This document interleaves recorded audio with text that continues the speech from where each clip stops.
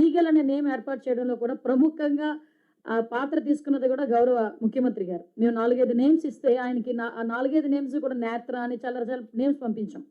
పంపిస్తే ఇలా కాదు ఈగల్ అన్నారు.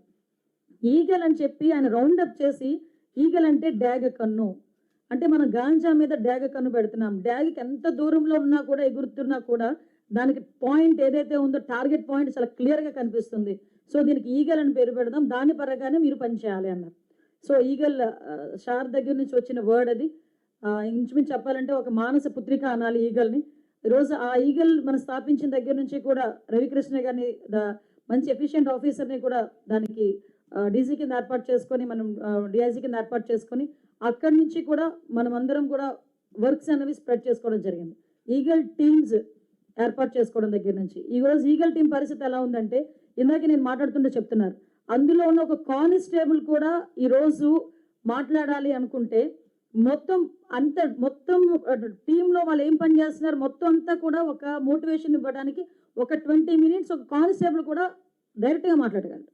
అంటే ఈరోజు జనరల్గా ఉన్న పోలీస్ కూడా ఏదైనా కంప్లైంట్ పెట్టాలంటే ఈగల్కి పనిచేస్తున్న కానిస్టేబుల్ ఫోన్ చేసి మేము ఏ యాక్ట్లు పెట్టచ్చు, మేము ఏంటి ఏ రకంగా మేము దీన్ని ప్రొసీడ్ అవ్వచ్చు అని అడిగే పొజిషన్కి ఈరోజు ఈగల్ టీం పనిచేస్తుంది.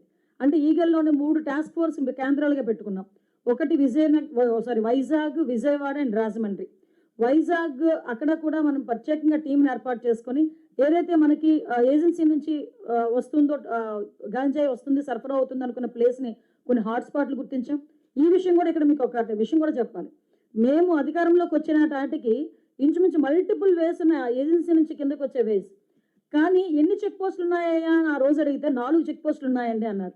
ఆ 4 చెక్ పోస్టుల దగ్గర కనీసం సిసి కెమెరాస్ ఉన్నాయా అంటే సిసి కెమెరాస్ లేవండి అన్నారు.